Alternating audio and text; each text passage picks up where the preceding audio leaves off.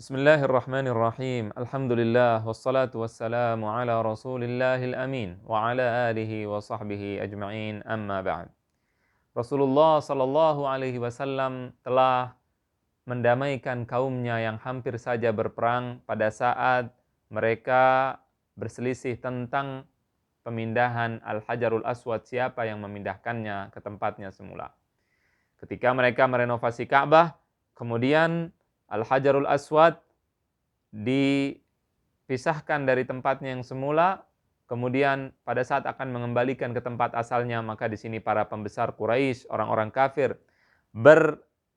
berselisih siapa yang berhak untuk mengemban tugas mulia tersebut, memindahkan Al-Hajarul Aswad ke tempatnya yang semula. Mereka semua mengagungkan Ka'bah Baitullah, mengagungkan Al-Hajarul Aswad, karena itu adalah peninggalan, warisan dari Nabi Ibrahim alaihissalam, kakek nenek moyang mereka.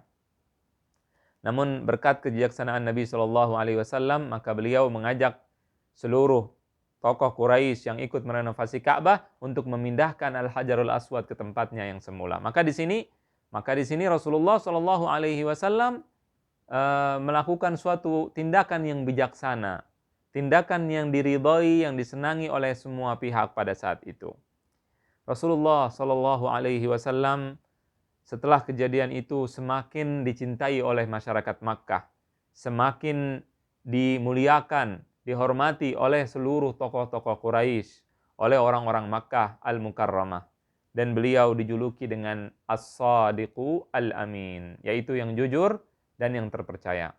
As-Sadiqul Amin itu adalah gelar Nabi kita Muhammad SAW sebelum beliau diutus menjadi seorang Rasul.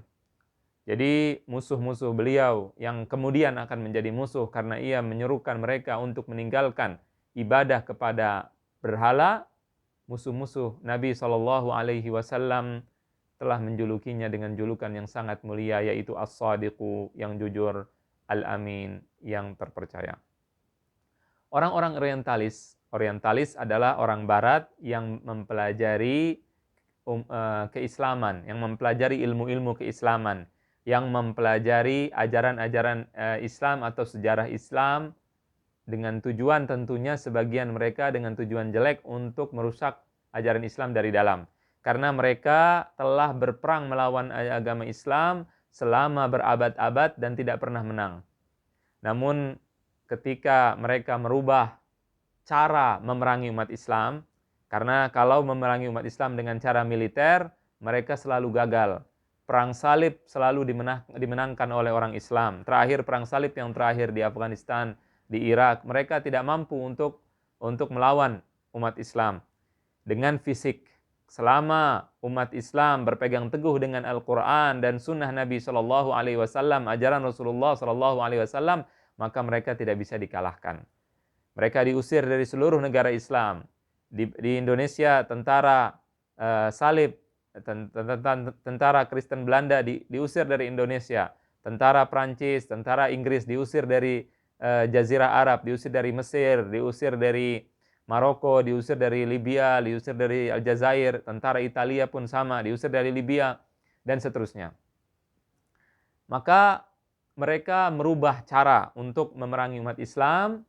Setelah sebelumnya mereka kalau masuk ke dalam suatu tempat, membakar buku-buku perpustakaan umat Islam, dibakar, dihancurkan seperti yang mereka lakukan di Spanyol, mereka lakukan di berbagai tempat.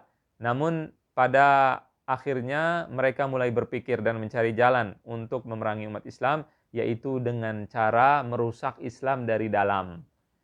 Ketika Islam dirusak dari dalam, pemikiran dirusak dari dalam, maka bensin, bahan bakar yang membakar semangat umat Islam untuk membela agamanya, untuk membela negaranya, untuk membela tanah airnya, dipadamkan. Maka di sini ketika seseorang sudah tidak punya bahan bakar, maka dia tidak bisa bergerak, dia tidak bisa melakukan sesuatu. Ini yang dilakukan oleh orang Barat, oleh sebagian besar Orientalis.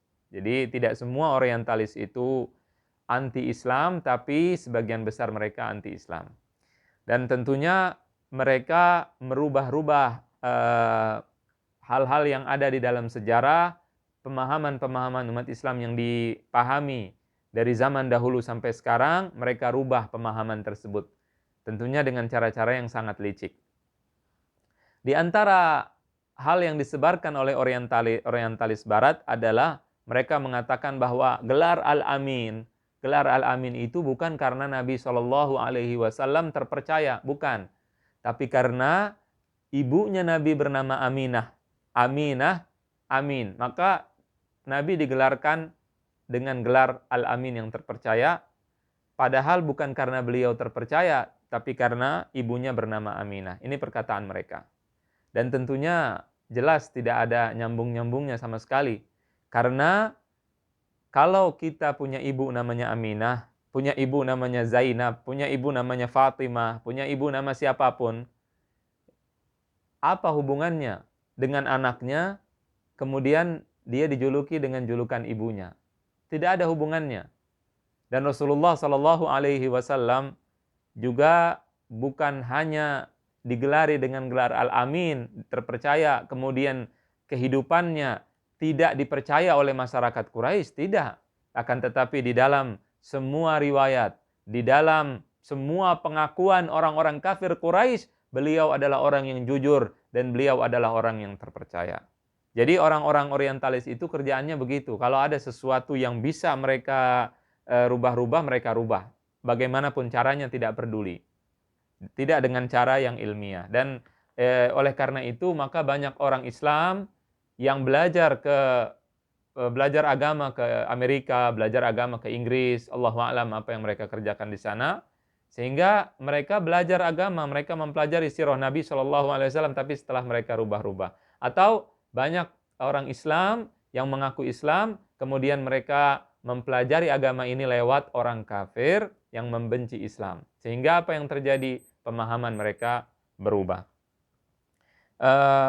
Intinya Rasulullah digelari dengan gelar Al-Amin dan dengan gelar As-Sadiq. As-Sadiqu Al-Amin.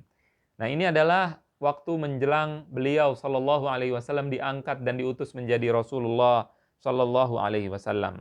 Sebelum kita menceritakan tentang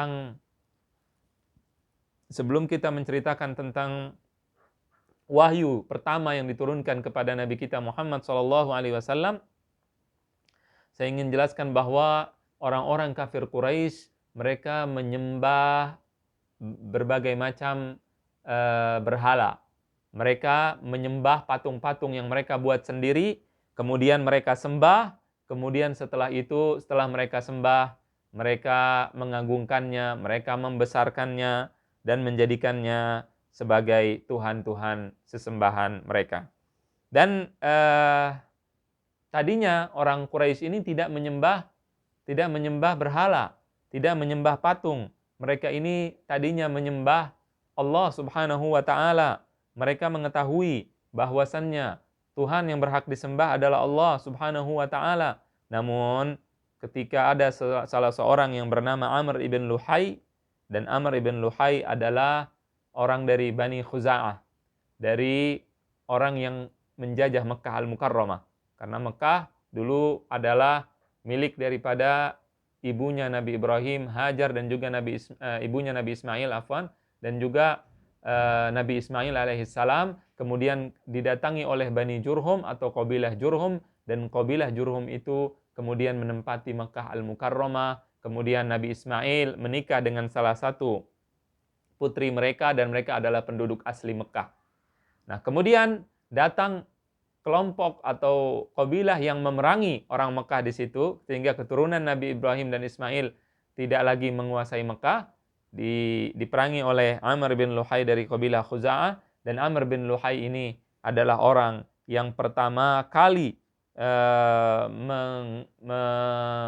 mengajak masyarakat Mekah untuk menyembah berhala, dan dia adalah seorang tokoh yang besar di Mekah pada saat itu. Sehingga kemudian disembahlah berbagai macam patung, ya, karena Amr bin Luhai pergi ke Syam. Kemudian di Syam beliau melihat berbagai macam patung yang disembah oleh orang-orang Syam, sehingga ketika pulang ke Mekah Al-Mukarramah ia juga mengikuti orang Syam untuk menjadikan berhala sebagai Tuhan sesembahan selain Allah. Na'udzubillahi ta'ala. Di antara patung-patung yang disembah adalah Al-Fils. Ya, Al-Fils itu adalah patung di kabilah Thai.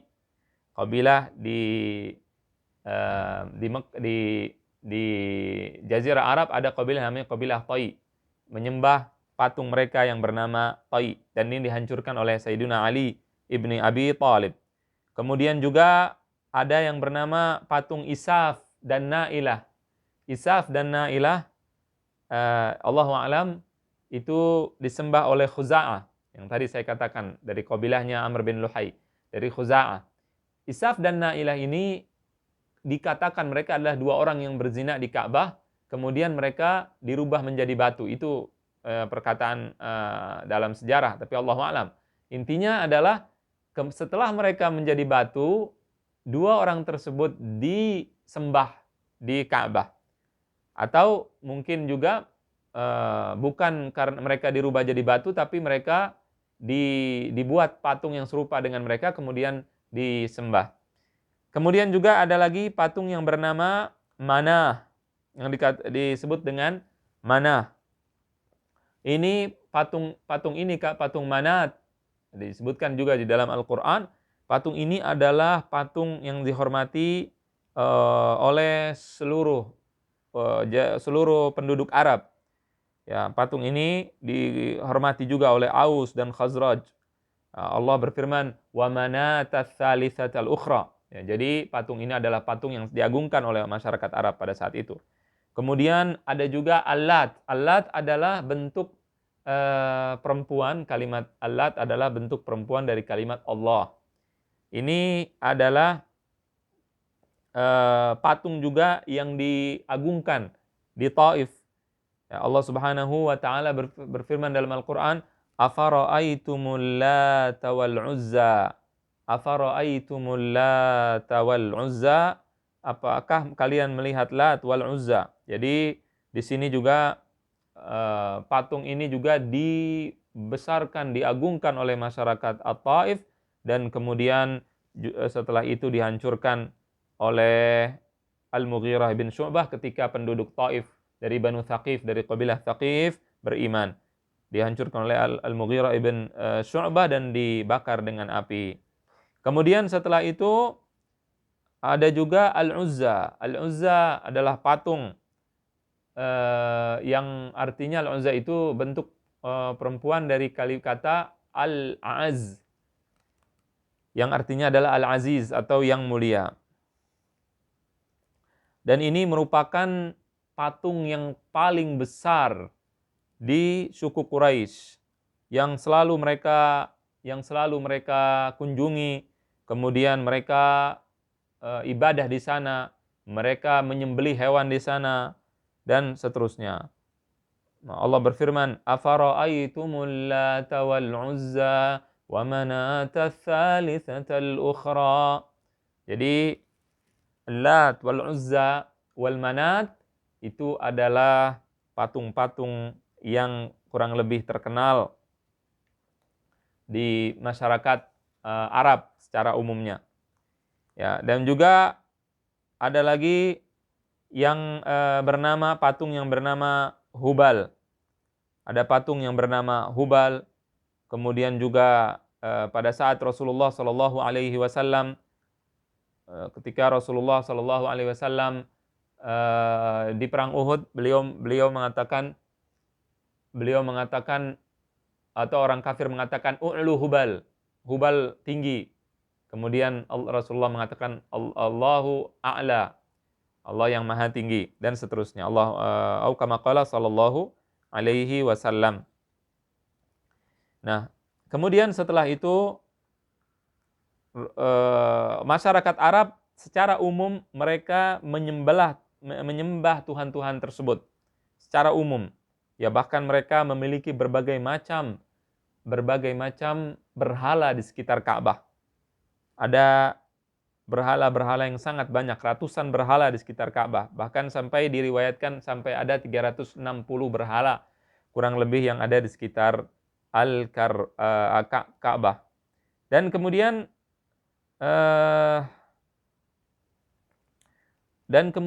setelah itu masyarakat Arab yang menyembah berhala itu tidak semuanya setuju dengan penyembahan berhala. Namun mereka minoritas, tidak banyak. Hanya sekedar beberapa orang saja yang tidak setuju dengan penyembahan berhala. Di antaranya ada 4 orang. Ini penting untuk kita ketahui sebelum kita membicarakan tentang pertama kali wahyu yang turun kepada Nabi kita Muhammad SAW. Yang pertama, beliau di antara mereka adalah yang bernama Waraqah ibn Naufal. Ini yang pertama. Ada 4 orang berkumpul pada saat masyarakat Arab melihat penyembahan patung, maka ada 4 orang yang berkumpul. 4 orang yang berkumpul dan juga berdiskusi. Apakah kira-kira Tuhan yang kita sembah ini benar atau tidak benar? Di antara mereka adalah Waraqah bin Naufal ibnu Asad ibnu Abdul Uzza. Kemudian setelah itu adalah Ubaidullah ibnu Jahash ibnu Ri'ab. Kemudian setelah itu adalah Uthman ibnu Huwairith ibnu Asad ibnu Abdul Uzza. Kemudian setelah itu adalah Zaid ibnu Amr ibn Nufail ibnu Abdul Uzza. Ada 4 orang. Kemudian mereka mengatakan,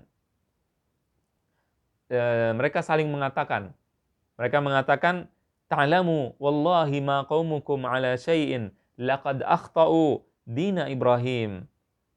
Kemudian setelah itu mereka mengatakan, kalian mengetahui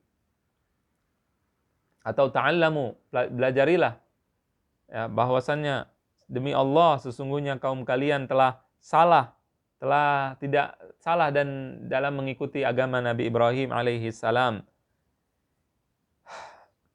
Mereka mengatakan, ya qaum iltamisu li anfusikum dinan fa innakum wallahi ma antum ala syai' fatafarraqu fil buldani yaltamisuna al-hanifiyah dina Ibrahim.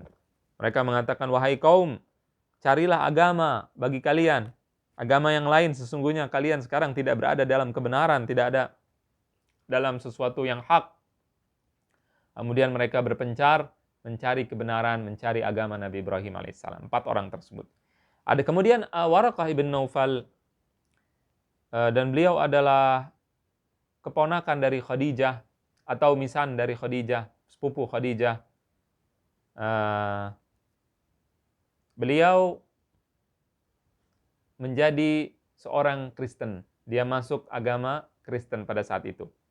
Karena dia melihat bahwasannya muasal agama Kristen adalah berasal dari Allah Subhanahu wa taala, diutus kepada Nabi Isa alaihissalam, maka ia kemudian masuk ke dalam Kristen.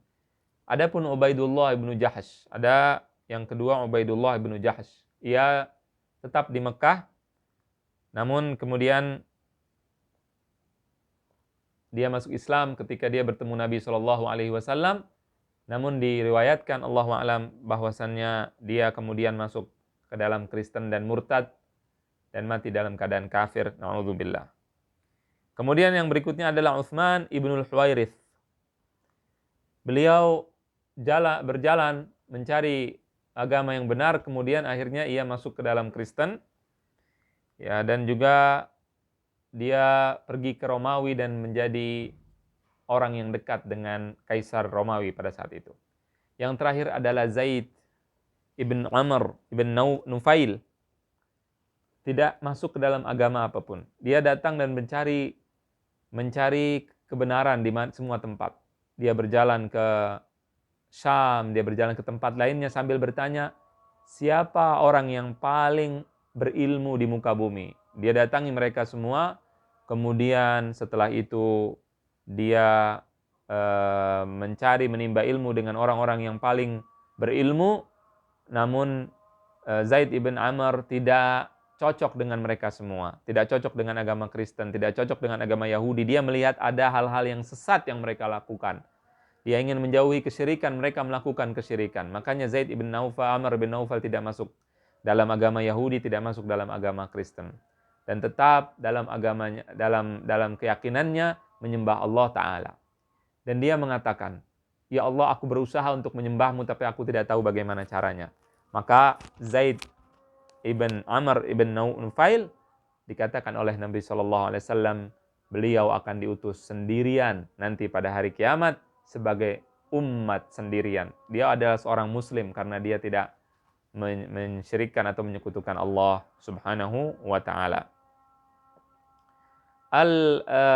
Zaid ibn Amr ibn Nufail adalah ayah daripada Sa'id ibn Zaid, salah seorang yang dijamin masuk surga. Dan Sa'id ibn Zaid tidak banyak kisahnya, tidak terlalu terkenal. Beliau adalah sahabat yang tidak terkenal, namun beliau dijamin masuk surga. 10 sahabat yang dijamin masuk surga. Di antara 10 sahabat yang dijamin masuk surga adalah Sa'id ibn Zaid.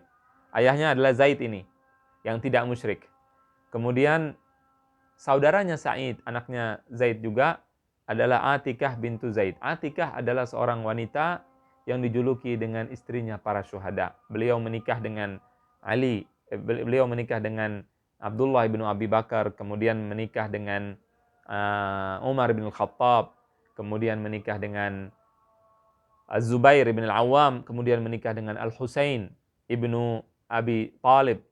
Ada 4 orang, semuanya meninggal dunia dalam keadaan mati syahid. Jadi setelah suami yang pertama mati syahid, ia dinikahi kemudian dengan Umar bin Khattab, kemudian dinikahi lagi oleh Zubair bin Awam, sampai semuanya mati syahid. Sampai Abdullah bin Umar mengatakan, barang siapa yang ingin mencari syahadah, mati syahid, maka menikahlah dengan Atikah.